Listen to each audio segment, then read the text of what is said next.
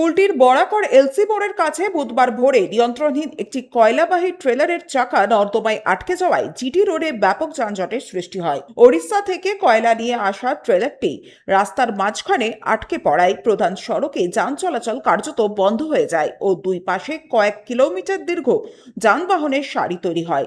খবর পেয়ে traffic police ঘটনাস্থলে পৌঁছে যান চলাচল নিয়ন্ত্রণে আনে এবং এক পাশ দিয়ে ধীরে ধীরে আটকে থাকা যানবাহন সরানোর কাজ শুরু করে। পাশাপাশি দূরপাল্লার যানবাহনকে বিকল্প পথ ব্যবহার করার পরামর্শ দেওয়া হয়। ড্রেন থেকে ট্রেলারটিকে ওঠানোর আগে একটি ক্রেন ও শ্রমিকদের সাহায্যে ট্রেলারে থাকা ভারী কয়লার বোঝা নামানো হয় এবং পরে ক্রেনের সাহায্যে ট্রেলারটি নর্দমা থেকে তোলার উদ্যোগ নেওয়া হয়। উদ্ধারের সময় ট্রেলারটির মাথার উপর দিয়ে যাওয়া উচ্চ ভোল্টেজ বিদ্যুৎ লাইনের কাছে চলে আসায় বড় দুর্ঘটনার আশঙ্কা তৈরি হলে এলাকার বিদ্যুৎ সংযোগ বিচ্ছিন্ন করা হয়। এদিন পুলিশ ও প্রশাসনের দ্রুত পদক্ষেপে বড় ধরনের দুর্ঘটনা এড়ানো সম্ভব হয়। বান্টি খান, 99 নিউজ বাংলা, কুলটি।